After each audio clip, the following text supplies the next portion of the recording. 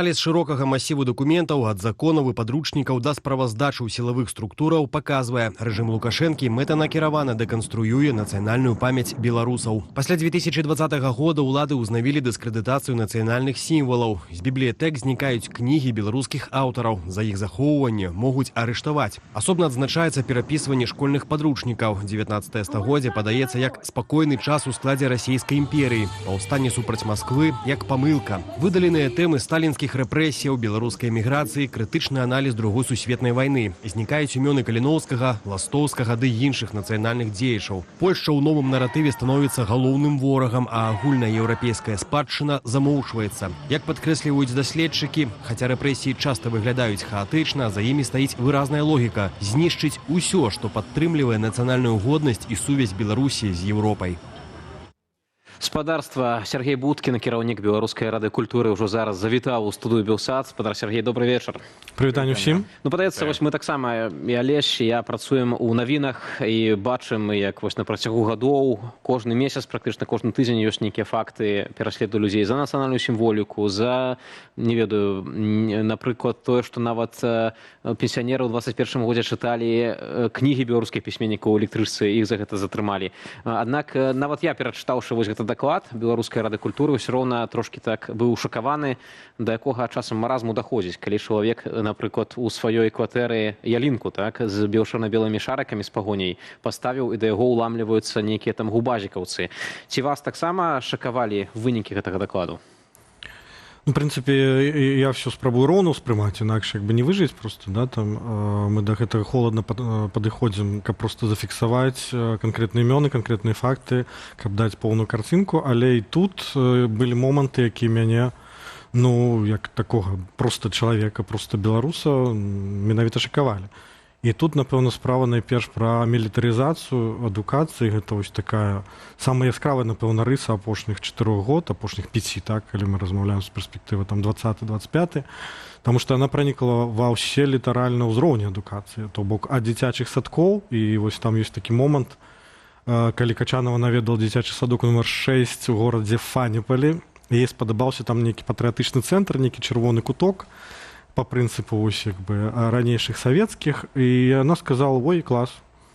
І пасля гэтага яны сталі, як грыбы пасля дажджу, з'яўляцца ва ўсіх дзіцячых садках краіны. Ну, ці дзяцей вадзілі ў ваеннай часткі, ці уладкоўвалі прям нейкі там патрыятычныя цэнтры. Ну і вось гэты яшчэ момант, што курс геноцид беларускага народу, распрацаваны падручнік для першых 4 класаў. Пры тым, што сам прадмет гісторыі пачынаецца з 4-го, то бок дзяцей вось такой даволі жорсткай мовай адразу пагружаюць вось нейкую в хатынь. Я тут не кажу пра справу, так, я не кажу тут пра другую сусветную вайну, я кажу тут пра пытанне, як мы размаўляем з дзецьмі пра трагічныя старонкі. І там просто такі тэксты, які цяжка ўспрымаюцца як бы так на дарослых глузд, не тое, каб як бы для першага класа. І не было натуральна ніякай грамадскай дыскусіі, натуральна бацькі могуць быць не ў курсе, і вось гэта вось такі факт, які ты бачыш ад дзіцячага садка вось да гэтага, як это, суд над экстрэмізмам, да, был адкрыты урок гісторыі, зафіксаваны нават фота ёсць там у інтэрнэце, в пионерлагере Зубрёнок, да, где літаральна разыгрывалі з дзецьмі ўжо старшакласнікамі вось гэтую сцэну. І гэта як бы не можа не пакідаць абыякава. Сергей, так, ну і куча яшчэ фактаў. Мы таксама паведамляем пра проста рускамірскасць, як яна проста апановвае беларускія гарады, так, плошчы цэнтральныя і гэтак далей, дамы культураў і гэтак далей. Але разам з тым таксама я чую і бачу галасы, што вось пасля 2020 года беларуская культура стала больш беларускай. Музычныя гурты многія пераходзяць на беларускую мову, так, многія мастакі, многія наагул, як бы людзі, которые працавалі раней так на сістэму, былі так беларускую дзяржаву, то цяпер так больш незалежныя культурніцкія прадукты ствараюць. Але калі так вот взять цяпер вот сухім астатку, ну добра, гэта была хваля такая, магчыма, так, але ці эта хваля прайшла, і ці мы цяпер таксама можам сказаць, што беларуская культура, нягледзячы на все, жыве і развіваецца і становіцца больш беларускай. Ці все-таки гэтая хваля з 20-го года спала, так, цяпер там культура в эміграцыі, яна там ужо неяк зварочваецца, напрыклад, так, бо людзі заняты, можа, сваімі ўжо справамі, так, і не кожны можа зарабляць грошы з культуры. А ў Беларусі мы ведаем, якая сітуацыя, там публічна ты нічога не можаш рабіць культурнага, в прынцыпе, пра нацыянальна арыентаванага. Вось як на дадзены момант ты бачыш эту карціну цэлу? Ну, ситуация не черно-белая явно нигде и не может такой быть. Я тут, напевно, спашлюся на інший наш документ, моніторинг стану культуры у Беларуси, який мы так проводим тихенько и не все показываем натурально, там, что не хочется подсвечивать там некие тенденции, типа подказывать шляхи, да, там. Але при гэтым мы налічылі 6 стратэгій выжывання беларускага творцы.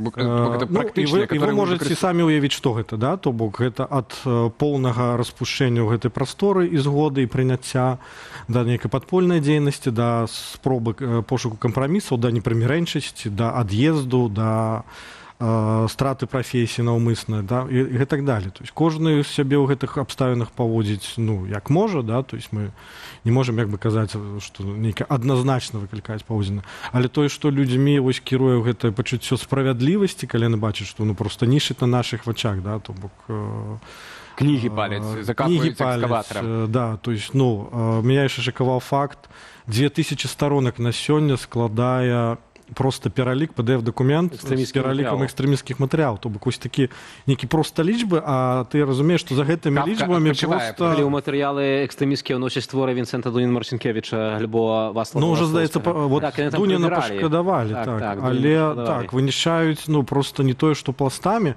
Яшчэ адзін факт прывяду, таксама вельмі паказальны. Гісторыя беларускай дзяржаўнасці падручнік, там 160, по-моему, з чымсьці сторонак. Перыяду до 1991 года прысвечана 30 сторонак, а все астатняе пра вот шлях да яднання там Беларусі, Расіі, саюзнай дзяржавы, вся гэта вось як бы астатняя частка нашай гісторыі. Натуральна, калі людзі гэта бачаць, а яны ўсё ж такі разумеюць, што яны жывуць ну, самастойнай краіне, за якой ёсць гісторыя, яны недзе пра гэта маглі ўжо чуць, асабліва старэйшыя.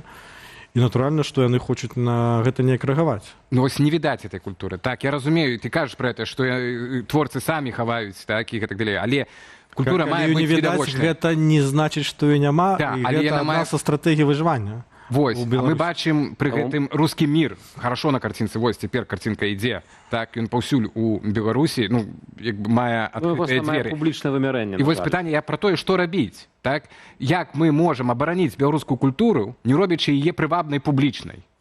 Ну, натуральна, трэба, як бы, разгледзець у люстэрку, да, там, праявы там, чырвонага чалавека, да, як адна пісьменніца казала.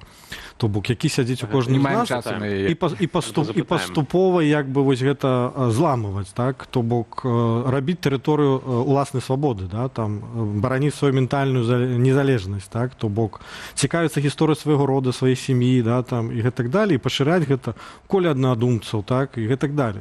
Гэта такое самае простае, што можа зрабіць кожны, і тое, што як бы яго захоўвае не толькі як чалавека, як асобу, як грамадзяніна сваёй краіны, так? Ужо не кажучы пра тое, што можна хаця бы тут і сёння цяпер у незалежнасці там беларусы па той бок мяжы ці па гэты спажываць беларускі контент, глядзець беларускія фільмы, хадзіць на беларускія спектаклі, якія ёсць у Беларусі, на шчасце яшчэ. І гэтак далей, то бок карыстацца тым, што дае табе пачуццё ўласнай годнасці. Згадаў ты пра Святлану Алексеевіч, і вось тут, памятаем, было выказванне яе скандальнае некалькі дзён таму, калі верыць выданню «Эль Паís» гішпанскамоўнаму. Там такая была цытата Святланы Алексеевіч. «Я супраць адмовы Украіны ад расійскай мовы і культуры, але лічу, што гэта часовая з'ява, выкліканая адчаем, а не сталая тэндэнцыя. Урэшце, мовы, якія пакінулі пасля сябе каланізатары ў Афрыцы, сталіся шляхам да цывілізацыі, і гэта вельмі добра. Абурыла гэтае выказванне шматлікіх беларусаў, бо нас параўналі з народамі, якіх нібыта цывілізоўвалі, каланізоўвалі і гэтак далей. Ці, на твою думку, прадстаўнікі беларускай інтэлігенцыі, у тым ліку, ну, нобелеўская лаўрэатка, не павінныя, як бы, ну, скажем так, мець некую большую адказнасць перад сваім народам у гэты цяжкі час такой цяжкой русифікацыі? Ці такія словы не спрыяюць, уласна, некаму больш нармальнаму ўспрыняццю вось гэтаму навязванню расійскай мовы? Ну, натуральна, што гэтыя словы хутчэй за ўсё вырваны з кантэкста. Я не валодаю пакуль яшчэ гішпанскай мовы і не мог прачытаць гэты артыкул цалкам, але ведаючы пазіцыю спадарання Святланы, я цалкам разумею, што она за незалежнасць Беларусі, але яна чалавек, які выхоўваўся в рускай культуры, што яна як бы і не адмаўляе. І вось гэта сітуацыя, з якой трэба разбірацца самім сабой. Спадарня Святлана даследуе гэтага чырвонага чалавека, як бы збоку.